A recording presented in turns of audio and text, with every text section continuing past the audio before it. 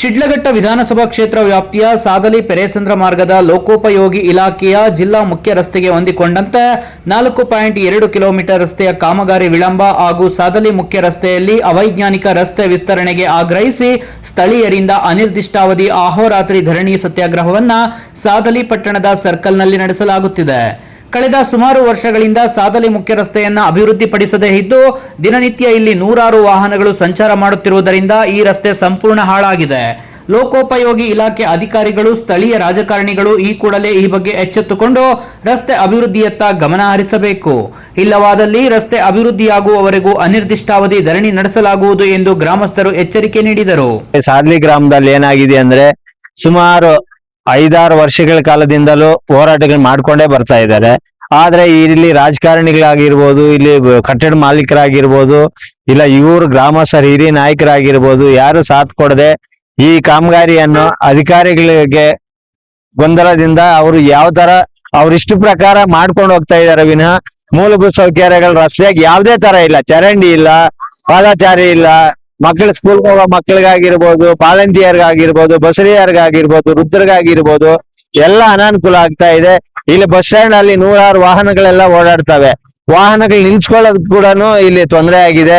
ಇಲ್ಲಿ ಪೂರಾ ಧೂಳಾಗಿದೆ. ಅದರಿಂದ ತಾವಂದಿರು ಸರ್ಕಾರ ಕೂಡಲೇ ಎಚ್ಚೆತ್ಕೊಂಡು ಈ ಕಾಮಗಾರಿಯನ್ನು ಪೂರ್ಣಗೊಳಿಸಬೇಕಾಗಿ ತಮ್ಮಲ್ಲಿ ವಿನಂತಿ ಮಾಡ್ಕೊಳ್ಳಿ. ನಾವು ಏನು ಮಾನ್ಯ ಜಿಲ್ಲಾಧಿಕಾರಿಗಳಿಗೆ 1 ತಿಂಗಳ ಮುಂಚೆ ನಾವು ಏನು ಮನವಿಯನ್ನ ಕೊಟ್ಟಿದ್ವಿ.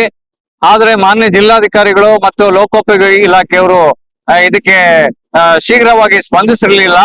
ಹಾಗಾಗಿ ನಾವು ಏನೋ ಒಂದು ಅಹೋರಾತ್ರಿ ಅನಿರ್ದಿಷ್ಟಾವಧಿ ಧರಣಿ ಸತ್ಯಾಗ್ರಹ ಮಾಡ್ತೀವಿ ಅಂತ ಹೇಳ್ಬಿಟ್ಟು 15 ದಿವಸದಿಂದನೇ ನಾವೇನು ಎಲ್ಲ ಸಂಬಂಧಪಟ್ಟ ಎಲ್ಲ ಅಧಿಕಾರಿಗಳು ನಾವೇನು ಒಂದು ಮನವಿಯನ್ನ ಕೊಟ್ವಿ.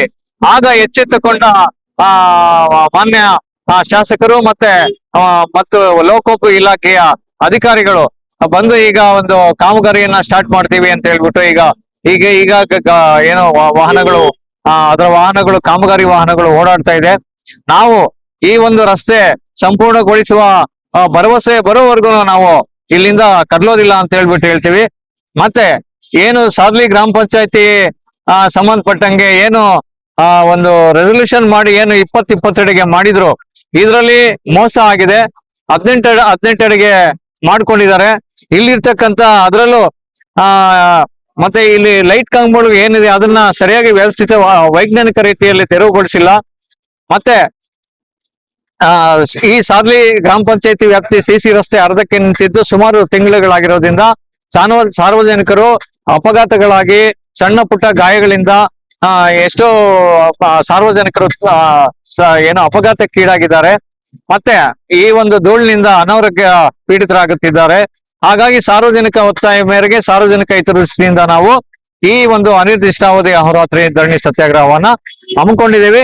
ಮತ್ತೆ ಏನು ಶಿಡ್ಲಘಟ್ಟ ವಿಧಾನಸಭಾ ಕ್ಷೇತ್ರ ವ್ಯಾಪ್ತಿಯ 4.20 ಕಿಲೋಮೀಟರ್ ನಲ್ಲಿ 1.5 ಕಿಲೋಮೀಟರ್ ಏನು ಒಂದು ಪೆಂಡಿಂಗ್ ಇದೆ, ಆ ರಸ್ತೆಯನ್ನ ಆದಷ್ಟು ಬೇಗ ಶೀಘ್ರವಾಗಿ ನಮ್ಗೆ ಈ ಒಂದು ಕೆಲಸ ನಾವು ಮಾಡ್ತೀವಿ, ಗ್ರಾಂಟ್ ತಗೊಂಬಂದ್ ಮಾಡ್ತೀವಿ ಅಂತ ಹೇಳ್ಬಿಟ್ಟು ಮಾನ್ಯ ಶಾಸಕರು ಹೇಳ್ತಾ ಇದ್ದಾರೆ.